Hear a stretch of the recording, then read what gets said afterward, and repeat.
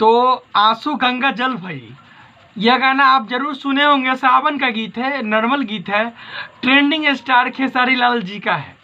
यह गाना इस प्रकार से बनाया गया है, अगर आप यह गाना को अच्छी तरह से सुनते हैं तो यह गाना में ज़्यादा विशेष प्रकार से साधारण गाना है, गाना अश्लील नहीं है, कहीं कोई एंगल से यह गाना अश्लील आपको झलकेगा नहीं।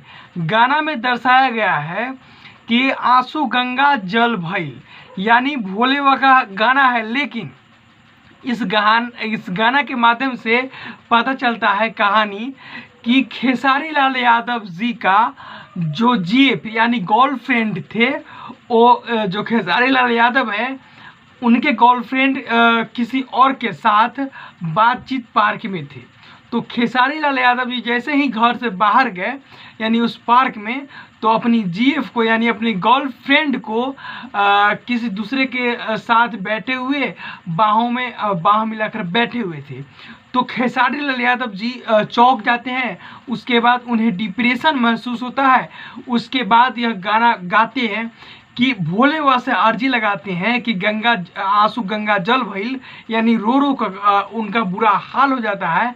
और यह गाना के माध्यम से भोले बाबा को कहते हैं कि वो जो उनकी गर्लफ्रेंड है, जीएफ है, वो भोले बाबा इस प्रकार से उस लड़की को इतना दूर भेजा दे कि खेसारी लाल यादव जी का कभी याद ना आए अपनी जीएफ के बारे में।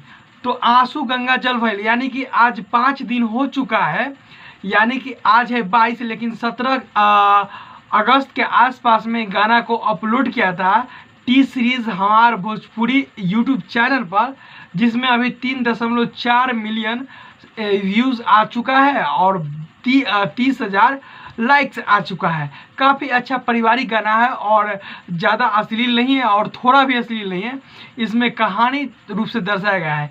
यह वीडियो कैसा लगा जरूर बताइएगा कमेंट में। फिर मिलते हैं अगले वीडियो में। इसीलिए मैं दोस्तों को बताना चाहता हूं कि मैं कोई भी कलाकार हो, खेसारी हो, पवन हो, नीलकमल हो, गुंजन हो, मनोज तिवारी हो, कोई भी